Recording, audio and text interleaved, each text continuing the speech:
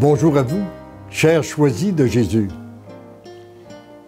Le texte 103 du troisième volume n'est pas un message, mais bien un fait, un vécu raconté avec l'un de nos petits-fils, qui nous fait prendre conscience du ministère des saints anges.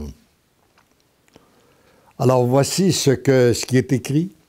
Nous venons de vivre une belle expérience qui a réjoui nos cœurs de grands-mamans et de grands-papas.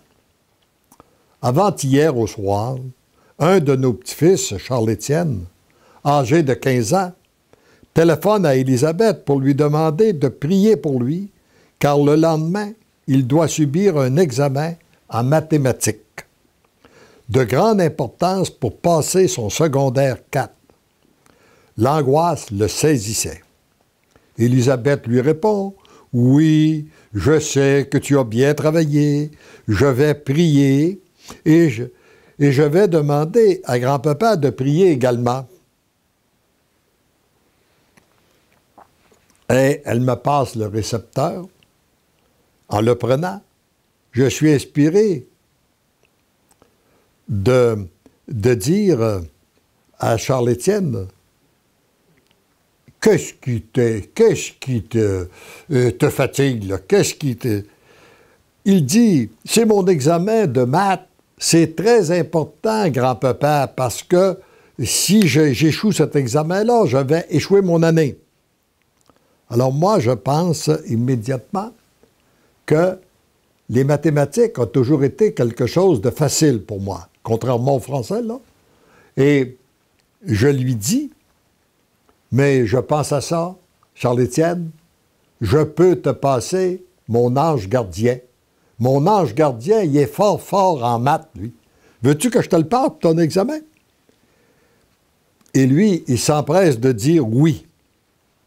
J'ajoute, maintenant, tu n'as plus aucune raison d'être angoissé, puisque tu seras accompagné de 2 anges. Là où tu éprouveras 2 anges, c'est-à-dire tu as le tien et tu as le mien. Et là où tu éprouveras de la difficulté à trouver une réponse, tu n'as pas à te casser la tête, tu la confies à tes anges et tu dis, vous, trouvez-moi la réponse. Puis toi, tu passeras à une question plus facile. Et lorsque tu reviendras, ils t'auront inspiré la réponse. Tu n'auras qu'à l'écrire. Mais j'ai ajouté, n'oublie pas que si tu t'aperçois qu'il t'a aidé, tu te dois de le remercier. Car mon ange aime beaucoup qu'il soit remercié. Il me répond, oui, oui, pas de problème, je vais le remercier, mais s'il ne m'aide pas, ce que je fais. Et là, je rétorque, ta question ne s'applique pas, parce que c'est sûr et certain qu'ils vont t'aider. Le lendemain, Élisabeth me dit, j'aimerais tant que Charles-Étienne se sente supporté et aidé par les saints anges. Ce serait pour lui une belle expérience de foi. Et nous avons prié pour lui, nous l'avons accompagné dans nos prières. Le lendemain soir, il nous téléphone, tout joyeux, pour nous remercier et nous dire que tout s'était bien déroulé, qu'il avait été très calme et qu'il s'était senti inspiré pour les réponses. Il dit, j'étais tellement calme que mes amis m'ont demandé, mais qu'est-ce que tu as, Charles-Étienne? T'es bien calme, toi, pour ton examen?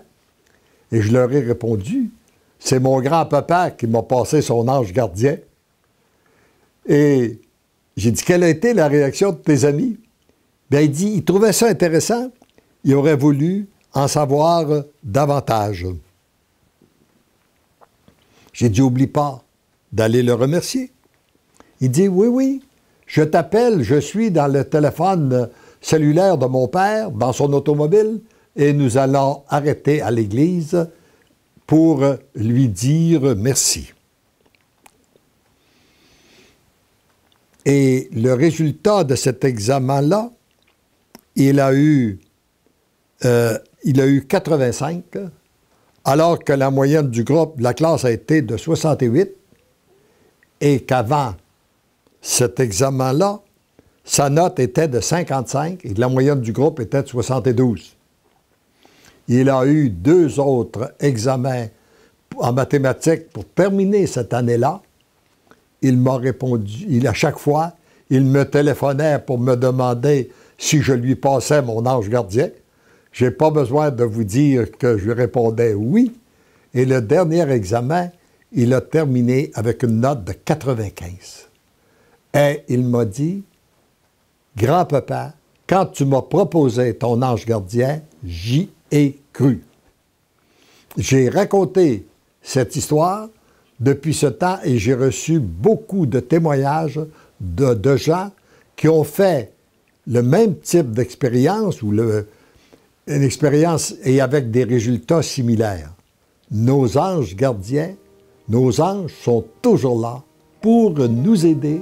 Il s'agit de leur faire confiance et de leur demander de l'aide. Amen.